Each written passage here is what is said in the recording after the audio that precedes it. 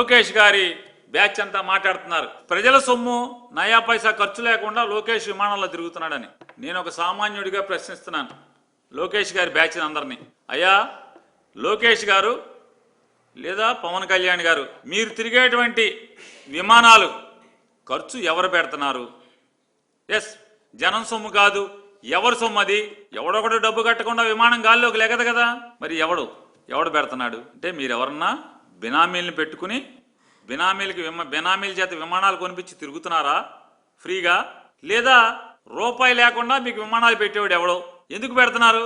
వాళ్ళకి 99 పైసలకి భూములు ఇచ్చేవాళ్ళు పెడుతున్నారా?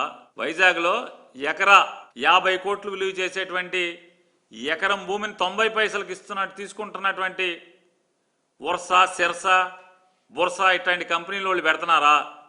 ఎవరు డబ్బులు కడుతున్నారు? ఛాలెంజ్ చేస్తున్నాను.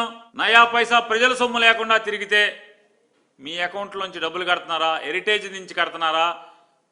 పవన్ కళ్యాణ్ గారు జేబులోంచి కడుతున్నారా? బయట పెట్టండి. ఆ విమానాలు ఖర్చు ఎవరు పెడుతున్నారు? గంటకి 5.5 లక్షల రూపాయలు అవుతుంది.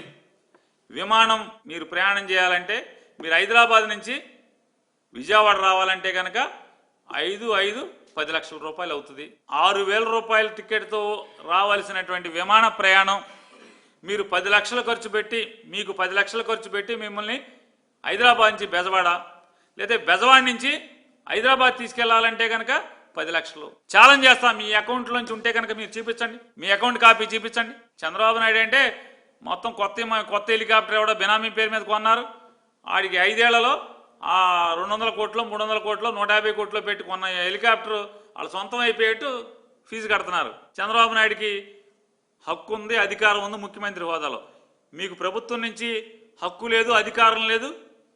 కానీ మేము ప్రభుత్వ డబ్బులు కాదని డబ్బాలు కొడుతున్నారు కదా. మరి ఎవడు డబ్బులు? ప్రభుత్వం డబ్బులు కాకపోతే నేను పవన్ కళ్యాణ్ బ్యాచ్ని అడుగుతున్నా, లోకేష్ బ్యాచ్ని అడుగుతున్నా, ఈ డబ్బు ఎవడు పెడుతున్నాడు?